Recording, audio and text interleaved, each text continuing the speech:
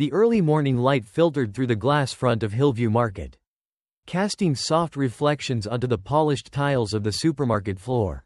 A sense of calm filled the store, broken only by the sound of shopping carts and the occasional beep of a barcode scanner. Employees in matching uniforms moved in rhythmic flow, stocking shelves and preparing for the rush of customers soon to come.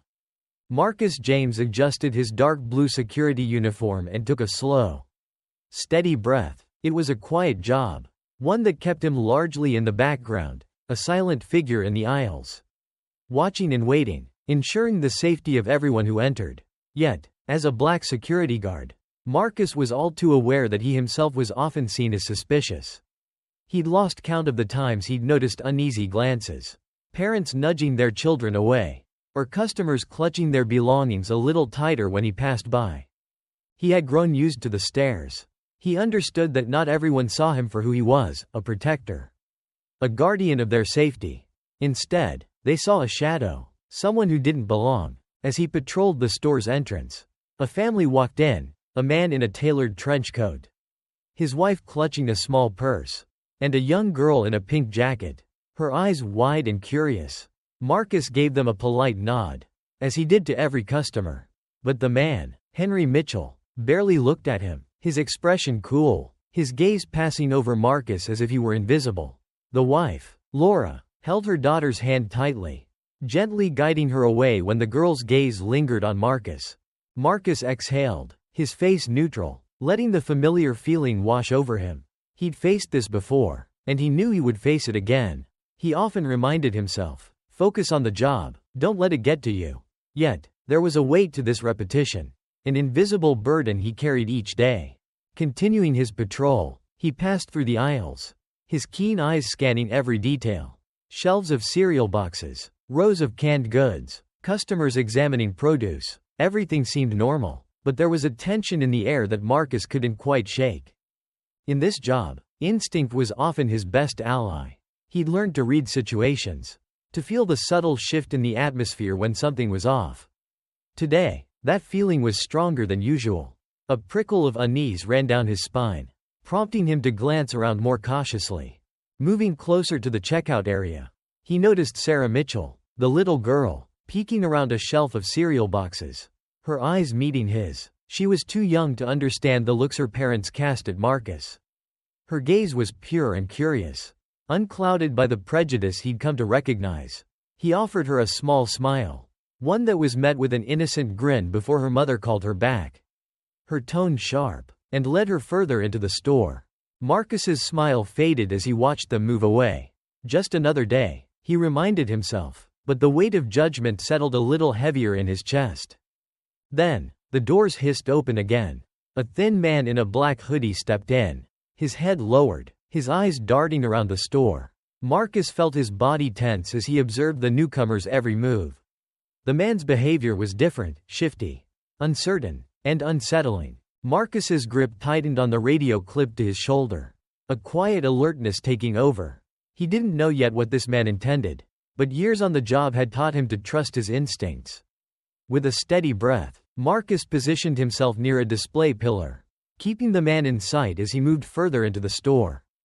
Everything was calm, the aisles were silent, the shelves untouched, but beneath the peaceful surface, Marcus could sense something brewing, a storm waiting to break. The supermarket buzzed softly with the morning activity, the hum of voices and gentle clatter of carts filling the aisles. Marcus stayed near the entrance, watching the man in the black hoodie as he drifted aimlessly from one section to the next. His hands stuffed deep into his pockets. He looked out of place, like he was waiting for something, or perhaps for the right moment. Marcus's fingers hovered near his radio. He wanted to alert the cashier to stay calm, just in case, but he knew he couldn't act too soon. There was no solid reason to sound the alarm, and yet, every instinct told him to be ready. In the back of the store, Henry Mitchell and his family continued shopping, oblivious to any tension around them. Henry was glued to his phone, barely glancing at the items he'd tossed into the cart, while Laura examined a shelf of pasta sauces, her daughter Sarah tugging at her coat. The young girl was bubbling with energy, pointing to different items with wide-eyed enthusiasm, but her parents seemed distracted, absorbed in their own worlds. Marcus glanced at them briefly, noting the way Henry's hand flicked dismissively when Sarah tried to get his attention. It was a small moment, but one that Marcus couldn't help but notice. Family dynamics were a puzzle he often found himself piecing together silently during his shifts.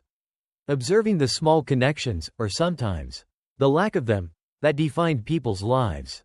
Suddenly, the thin man in the hoodie veered sharply to the left, moving toward the checkout counter. He seemed to hesitate, his hand reaching under his jacket. Marcus tensed, his heartbeat quickening. Time seemed to slow as he watched the man's every movement, preparing himself for the worst. Then, in a single, swift motion, the man pulled a handgun from his jacket and raised it, his voice erupting across the store. "Nobody move. Get down on the ground. Now." A split second of stunned silence passed, followed by panicked screams and gasps as customers dropped to their knees, clutching their belongings and hiding behind shopping carts. The robber's face was twisted with desperation, his grip on the gun shaky but firm enough to send a message. He wasn't bluffing. From his position near the pillar, Marcus felt a surge of adrenaline, his body instinctively shifting into action mode. He kept his movements slow, staying low and hidden as he observed the robber, calculating his options. The robber marched straight to the checkout counter, pointing the gun at a young cashier whose face had turned pale with fear. "Open the register. Now," he barked, his voice thick with tension. The cashier fumbled with the keys, her trembling hands making it hard to comply. Marcus's gaze shifted to the Mitchell family. They had taken cover behind a nearby aisle, with Henry standing protectively in front of Laura and Sarah, his face a mask of barely contained panic. Laura held Sarah close, shielding her from the scene unfolding in front of them, but the child's wide eyes peeked out, absorbing every detail. Fear and confusion mixed in her gaze.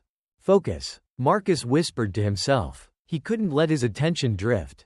The safety of everyone in the store depended on him making the right move. The robber's agitation was growing, his movements becoming more erratic as he barked orders. "Hurry up, I don't have all day."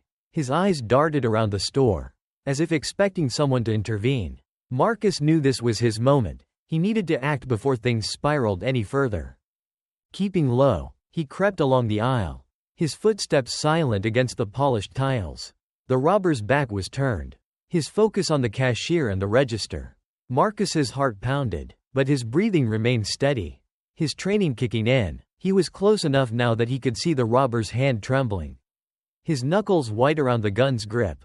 Just as Marcus prepared to make his move, a sudden noise shattered the tense silence. A water bottle had fallen from a nearby shelf, hitting the floor with a loud clatter. The robber whipped around, his gun now pointed directly toward the Mitchell family. His face was wild with fear, his finger hovering dangerously close to the trigger. "Nobody move," he shouted, his voice cracking. Henry Mitchell raised his hands instinctively, stepping in front of Laura and Sarah. The sight struck Marcus to his core. The father's face was filled with terror. Yet he stood firm, trying to shield his family despite his fear. This was it. Marcus knew he couldn't wait any longer. With a surge of controlled power, he lunged forward, his steps swift and silent. Before the robber could react, Marcus grabbed his wrist, twisting it in a single, fluid motion. The gun clattered to the floor, skidding across the tiles as the robber struggled, throwing frantic punches and kicks. But Marcus held firm, using his body weight to pin the robber to the ground.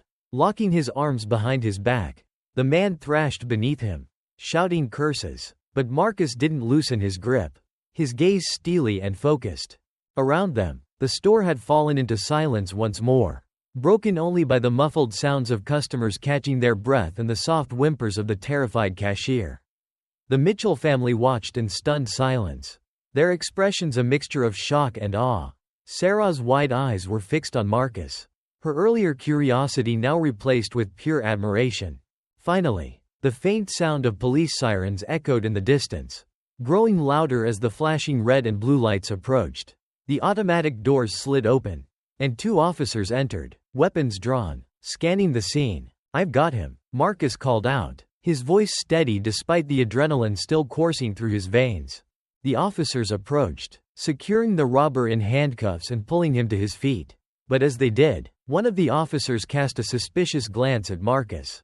his expression hardening. "Who are you?" he demanded, his tone sharp. Marcus felt a familiar pang in his chest, a reminder that even after saving lives, he was still subject to the same scrutiny, the same judgment. "I'm the security guard," he replied, keeping his voice calm. "I stopped the robber before he could hurt anyone."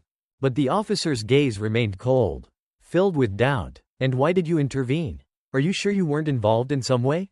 Marcus swallowed, his jaw tightening. He was used to this. To being questioned, to having his actions doubted. Before he could respond, however, Henry Mitchell stepped forward, his face flushed with a mix of embarrassment and gratitude. "He saved us," Henry said, his voice wavering slightly. "If it weren't for him, I don't know what would have happened." The officer hesitated, glancing between Henry and Marcus, his skepticism lingering. But Laura stepped forward as well, her voice breaking with emotion. "He saved our daughter's life," she whispered, holding Sarah close. "We owe him everything." The officer finally nodded, though his expression remained tense. "All right, we'll take it from here," he muttered, turning his attention back to the robber. As the officers led the robber away, Henry approached Marcus, his face a mixture of shame and gratitude. I'm sorry," he stammered, struggling to meet Marcus's gaze. "I judged you. I didn't think." His voice trailed off, the weight of his words hanging in the air. Marcus offered a small, understanding nod, his expression calm but unreadable. "We all make mistakes," he replied quietly. His eyes softened as he looked down at Sarah, who was still staring up at him with wide, admiring eyes. "You're a hero," she whispered, her voice filled with innocent wonder. For the first time that day, Marcus felt a genuine smile touch his lips. He didn't need the gratitude, nor the acknowledgement, but in that moment, the child's simple words, free of prejudice or doubt, felt like a reward beyond measure. As the Mitchell family slowly walked away, Henry gave Marcus one last nod, a silent acknowledgement of his own mistake. And as they disappeared into the crowd, Marcus stood quietly, his heart lighter, knowing that today, he had done what was right, even if not everyone could see it. The supermarket returned to its usual rhythm as customers cautiously resumed their shopping, and the employees tidied up the mess left in the wake of the robbery. Marcus watched as the police officers escorted the robber out of the store, the man's muffled curses trailing behind him. The adrenaline that had sustained Marcus began to fade, leaving him with a mixture of relief and a familiar ache, a reminder of how deeply prejudice could cut, even in moments of courage. As he stood there, replaying the events in his mind, he noticed Henry Mitchell's lingering glance. The father hesitated, as if he wanted to say something but couldn't quite find the words. Laura gently pulled Sarah along, offering Marcus a small, tentative smile. It was a subtle gesture, one that seemed to acknowledge more than just his role in their safety.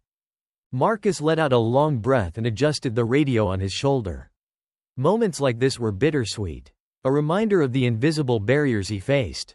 He knew he couldn't change everyone's perspective, but today had shown him something important. Even those who harbored prejudices could sometimes be forced to confront their own biases in the face of truth. His shift was nearly over, and though he was drained, he felt a renewed sense of purpose. He had made a difference today, perhaps even planted a seed of change. As he walked toward the break room, his phone buzzed in his pocket. Glancing down, he saw a text from his older sister.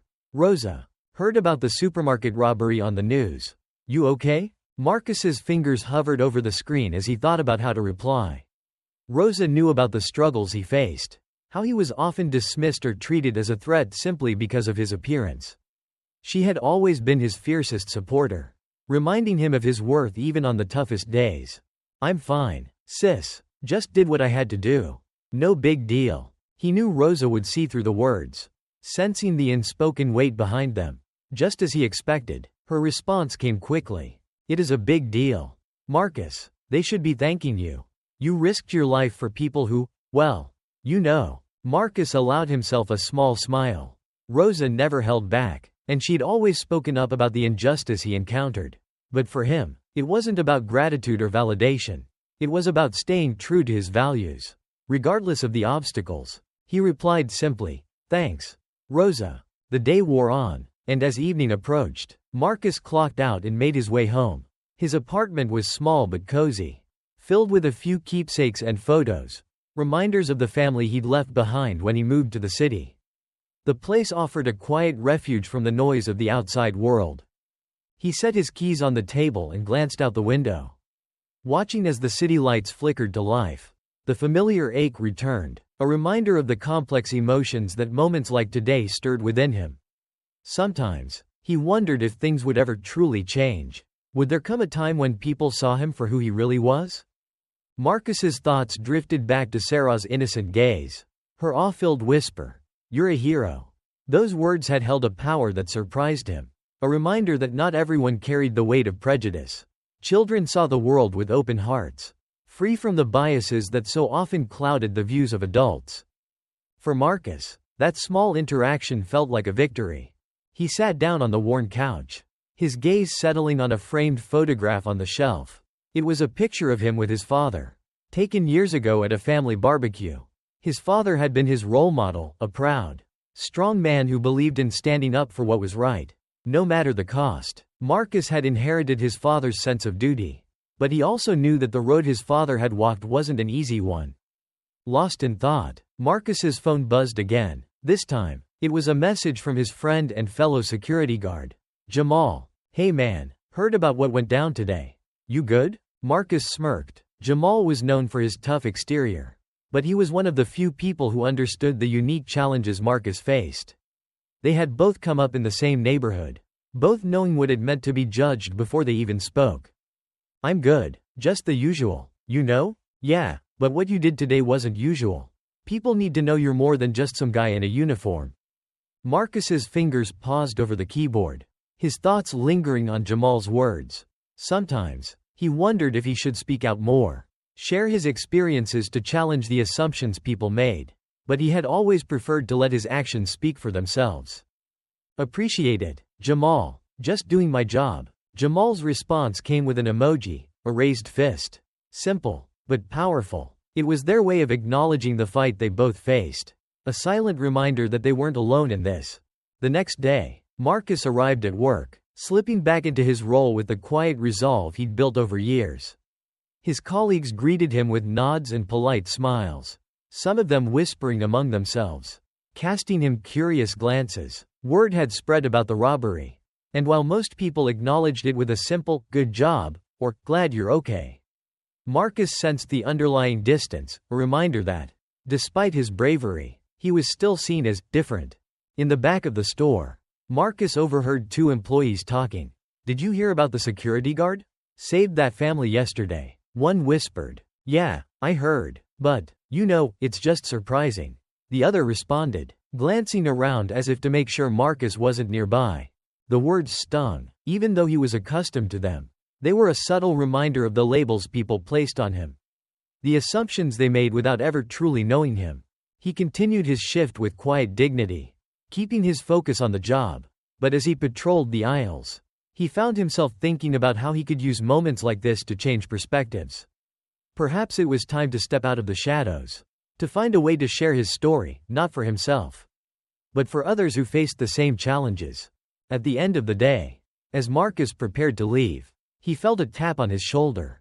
He turned to see Laura Mitchell standing there, her expression a mixture of gratitude and discomfort. I wanted to thank you again," she began, her voice soft. "I don't know if I said it properly yesterday, but you saved my daughter's life. We owe you more than we can ever repay." Marcus nodded, a polite smile on his face. "No need to thank me, ma'am, I was just doing my job."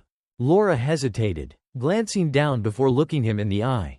I wanted to apologize for the way we treated you when we first walked in. My husband and I, I'm sorry. I realize now how unfair it was." Her words hung in the air, heavy with unspoken regret. Marcus could see the sincerity in her eyes, and for a moment, he felt the weight of his own burdens lighten just a little. "We all make mistakes," he replied gently, his tone forgiving. "What matters is that we learn from them." Laura nodded, her expression softening as she absorbed his words. She extended her hand, and Marcus took it, feeling a quiet sense of closure. As she walked away, Marcus felt a renewed strength within him. Perhaps change was possible, even if it happened one person at a time. The world around him might not transform overnight, but every moment of understanding, every small step toward empathy, was a victory. And as long as there were people willing to listen, Marcus knew he would keep fighting, not with words, but with actions that spoke louder than any prejudice could silence. The days passed with a sense of calm in the store, but something felt different to Marcus. The weight of the robbery lingered in subtle ways, not just for him but for the people around him. He noticed customers giving him second glances, not the usual wary looks he was used to, but something that felt closer to respect. It wasn't as if everyone had suddenly shed their biases, but there was a shift, a hint of recognition for his bravery. Despite this, Marcus kept to his routine, patrolling the aisles with the quiet resolve he'd always had. He was no stranger to the cycle of judgment and indifference that came with his role. But he wasn't in it for praise. What mattered was that people felt safe, even if they didn't fully understand the lengths he went to for them. One afternoon, Marcus found himself stationed near the checkout area. The usual sounds of barcode scanners and chatter filled the air, blending into a comforting background hum. He noticed a familiar figure in the line, a tall man in a trench coat with silver flecks in his hair. Henry Mitchell stood at the register, his daughter Sarah by his side, clutching his hand tightly. Their eyes met briefly, and Henry gave Marcus a small nod, a silent acknowledgement that carried more weight than words. Marcus nodded back, offering a polite smile. Sarah, on the other hand, tugged at her father's sleeve. Her eyes locked on Marcus with the same admiration he'd seen that day. "Daddy, can we say hi to him?" she asked, her voice soft but persistent. Henry hesitated, looking down at his daughter before glancing back at Marcus. For a moment, he seemed to wrestle with something unspoken, a trace of lingering discomfort mingling with his newfound respect. Finally, he relented. "Of course, sweetheart." Sarah released her father's hand and approached Marcus, her small footsteps tapping against the polished floor. She stopped in front of him, her wide eyes full of wonder as she looked up. "You're really a hero, aren't you?" she asked, her voice filled with the innocence of a child who saw only the best in people. Marcus chuckled softly, crouching down to meet her gaze. "I'm just here to keep everyone safe," he said. "That's my job." "But you saved us," Sarah insisted, her voice earnest. "You didn't have to, but you did. That's what heroes do." Her words hung in the air, and Marcus felt a warmth settle over him, a sense of purpose that went beyond his uniform or his job. Children saw the world with a clarity that adults often lost, and Sarah's belief in him was a reminder that his actions could shape how the next generation understood courage and kindness. "Thank you, Sarah," Marcus replied, his tone gentle. "That means a lot to me." As he straightened up, Henry approached, extending his hand. "I didn't get a chance to thank you properly," he said, his voice filled with a sincerity that Marcus hadn't heard from him before. "You saved my family. I don't know how to repay you." Marcus took his hand, offering a firm but kind handshake. "You don't owe me anything. I was just doing what was right." Henry's face softened, a flicker of shame passing over his expression. "I made a lot of assumptions about you, and I was wrong. I can't take back what I thought, but I want you to know that I see things differently now." Marcus nodded, accepting the apology with grace. "We all have things to learn," he replied. "What matters is that we're willing to change." Sarah tugged at her father's sleeve again, her gaze flicking between them. "Daddy, does this mean we can be friends with Marcus?" Henry chuckled, his face breaking into a rare smile. "Yes, honey. I think that would be all right." They exchanged a few more words before the Mitchells departed, Sarah waving enthusiastically as they left. Marcus felt a strange lightness settle within him. It wasn't the grand change he might have hoped for, but it was something, a small victory in the larger battle against prejudice. If he could reach even one person, maybe it was worth the struggle. The following week, Marcus was back on his usual patrol. As he passed by the bakery section, he noticed Jamal waiting near the bread aisle, waving him over with a grin. "Man, I heard about the Mitchells," Jamal said, clapping Marcus on the shoulder. "Word around here is that they're singing your praises to anyone who'll listen." Marcus chuckled, shaking his head. "I don't do it for praise. You know that." Yeah, Jamal replied, rolling his eyes. "But it's good to see people recognizing what you do. Don't pretend you don't like it. Just a little." Marcus shrugged, his smile faint but genuine. It's nice to know someone's paying attention. Maybe it'll make a difference. Jamal's expression turned serious, his eyes searching Marcus's face. You really believe that, don't you? That things can change? Marcus considered the question carefully. I had to believe it. If I didn't, I wouldn't be able to keep doing this job. Jamal nodded, a look of respect in his eyes. Well, for what it's worth, you've got my respect. Always had it, but especially now. The two men shared a brief moment of understanding, a silent agreement that they were in this together, facing a world that often misunderstood them. For Marcus, knowing that he had an ally made the struggle feel a little less heavy. A few days later, Marcus arrived at the supermarket to find a small crowd gathered near the entrance. At first, he assumed it was just another busy day, but as he drew closer, he saw a familiar figure standing at the center of the group. It was Sarah, clutching a handmade sign decorated with colorful drawings and a big, bold title.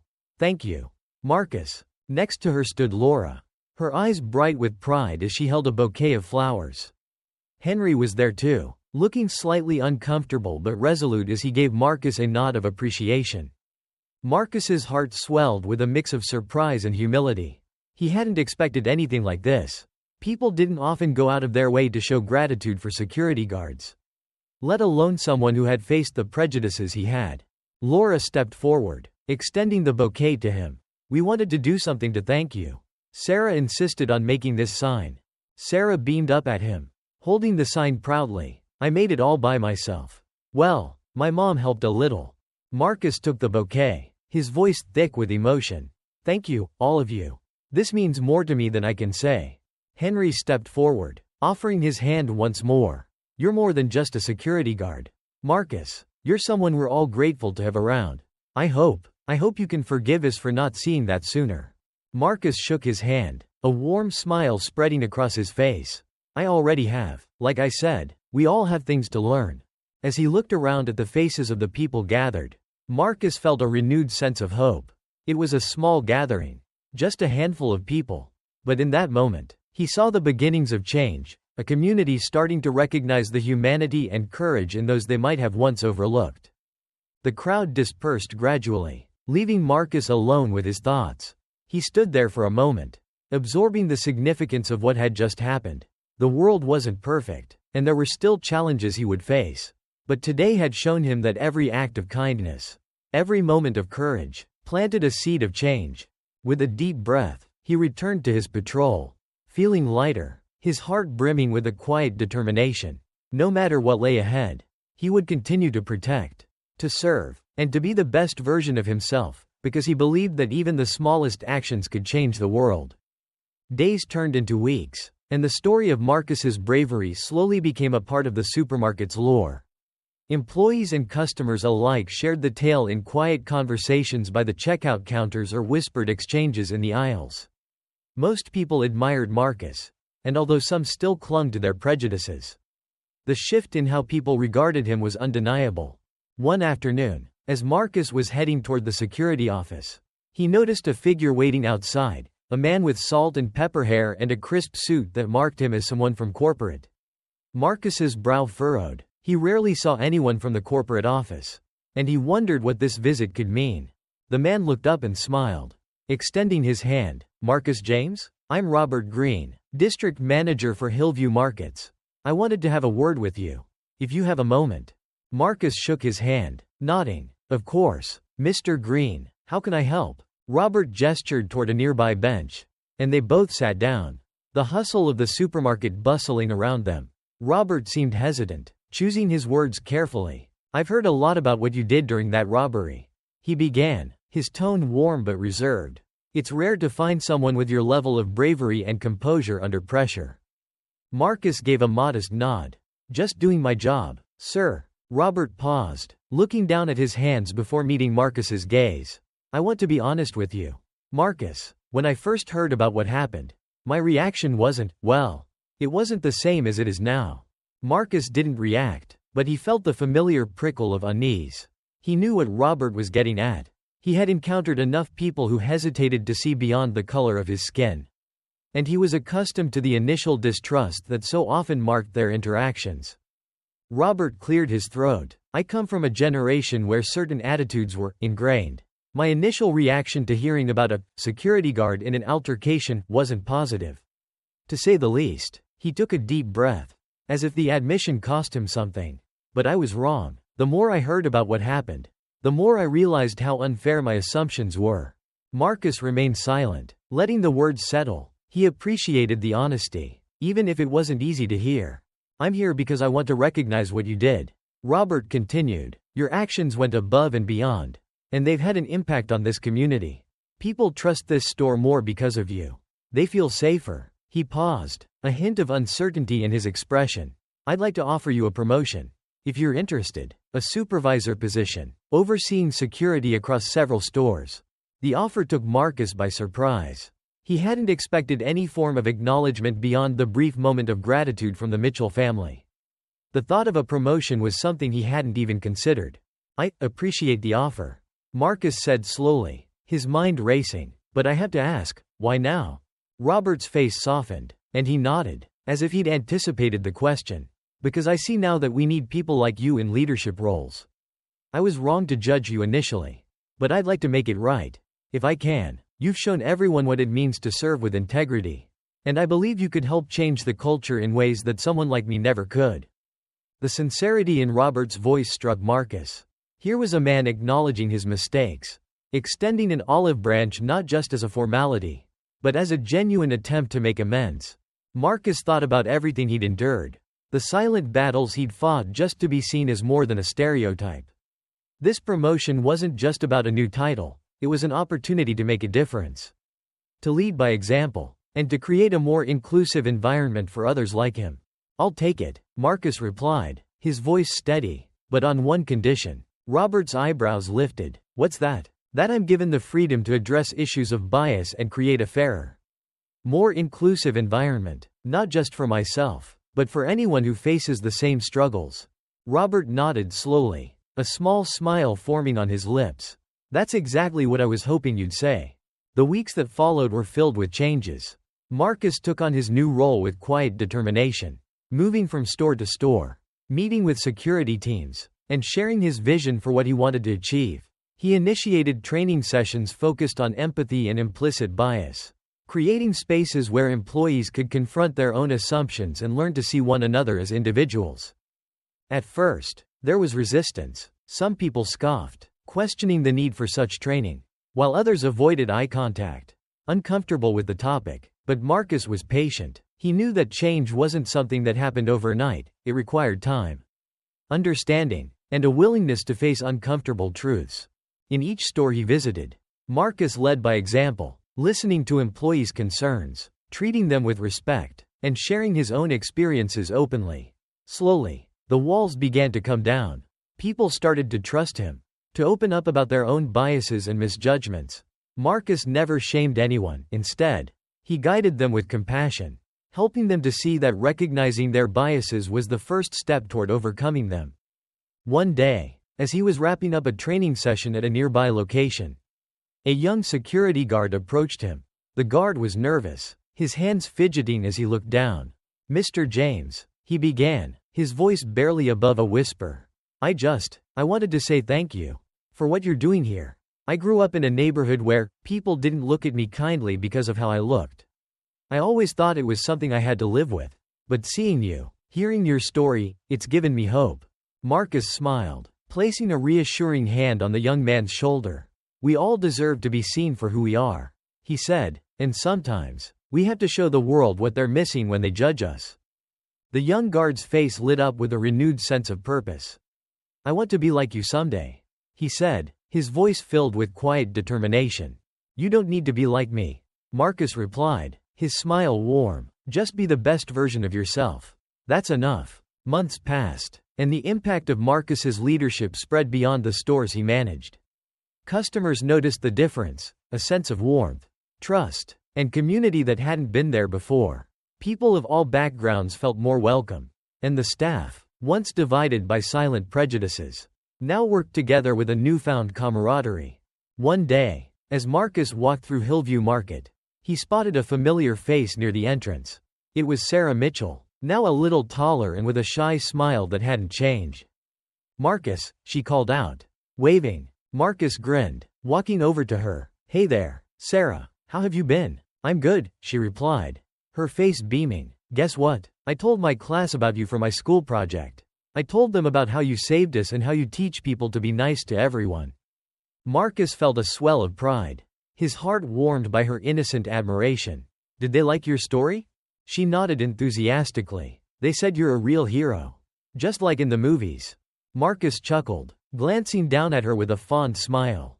"I'm just doing my best, Sarah." As he watched her skip back to her parents, he felt a sense of fulfillment that words couldn't capture. He had chosen this path not for the recognition, but because he believed that even small acts of courage and kindness could inspire others to be better. The journey wasn't over. There were still battles to fight, minds to change, and biases to confront. But Marcus was ready, his heart filled with the same quiet determination that had carried him through every challenge. He knew that by continuing to lead with compassion, he could make the world a little bit brighter, one person at a time. And with each step he took, Marcus carried forward the belief that the world didn't need celebrated heroes, it needed people willing to protect, to care, and to challenge prejudice without expecting anything in return. Because sometimes, the greatest impact was made by those who simply chose to do what was right. As the months rolled into a full year, Marcus's influence continued to spread. Each store he visited seemed to change subtly but significantly. From the way employees treated one another to how customers were greeted and welcomed. Stories of Marcus's work circulated not only within the company but throughout the community. He had become more than just a supervisor, he was a symbol of resilience, respect, and the power of integrity. One crisp autumn afternoon, Marcus found himself back at Hillview Market, his first store, the place where his journey had begun. He was scheduled to meet with a group of new hires, young men and women who looked at him with a mixture of awe and curiosity. For many of them, Marcus was already a legend, a figure they admired even if they didn't know the full extent of his story. He gathered them in a quiet corner of the store and introduced himself, sharing a brief overview of his work and why he believed in the values he had instilled across the company. "Some of you may think that the small things don't matter," he began, his voice steady but warm. "But every gesture, every act of kindness, and every bit of respect you show to others makes a difference. We're not just here to keep people safe, we're here to remind them that they're seen, that they belong." One of the new hires, a young woman with bright eyes and a hopeful expression, raised her hand. "Mr. James, do you ever get tired of fighting these battles?" Marcus thought about the question, allowing himself a moment of reflection. He could feel the weight of his journey, the struggles he'd endured, the nights he'd spent wondering if he was making a difference. "It can be tiring," he admitted, his voice soft but resolute. "But it's also rewarding, because I know that if I give up, then someone else might not have the chance to be seen for who they really are.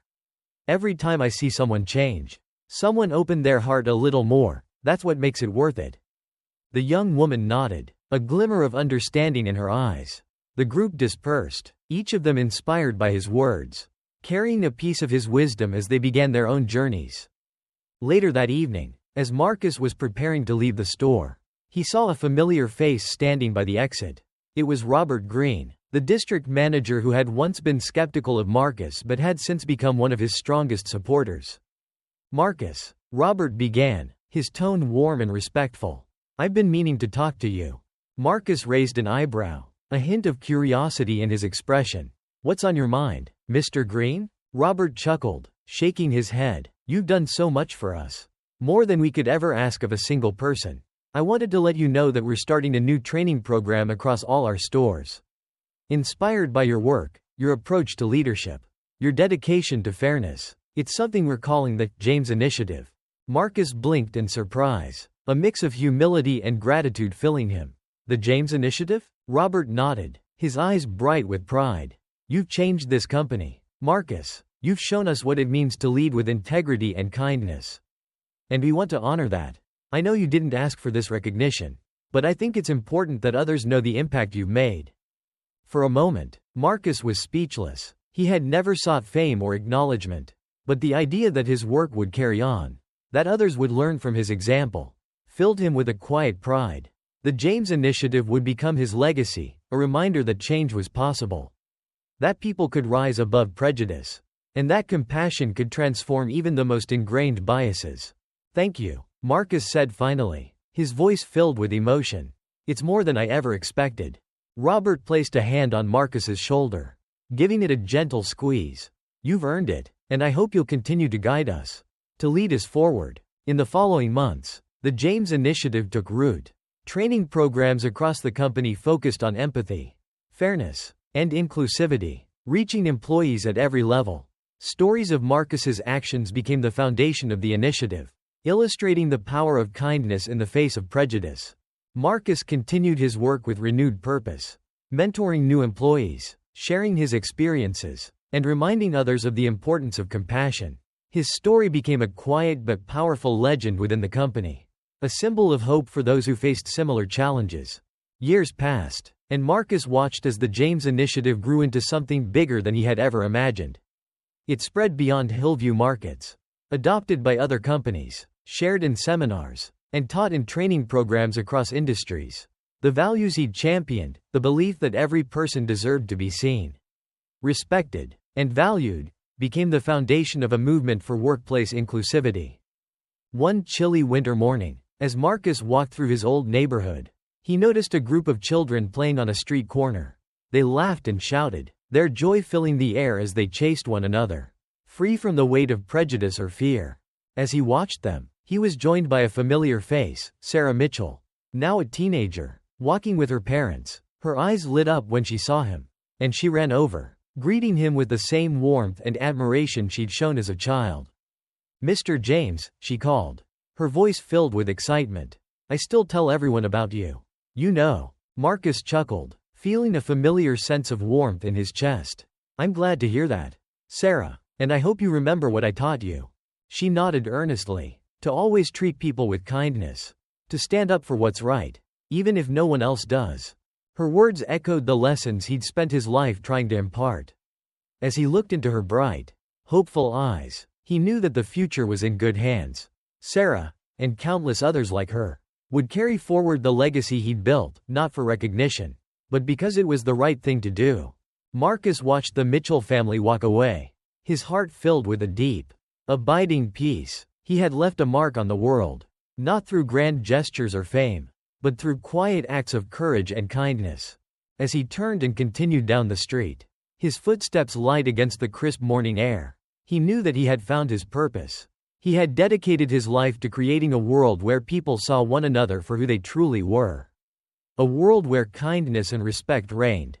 And as he walked into the sunrise, he felt a quiet certainty, a belief that every good deed, every moment of empathy, brought the world a little closer to that vision. Marcus James, the quiet hero, had become a legend, not because he sought glory, but because he had lived his life with integrity. And that, he knew, was the greatest legacy of all.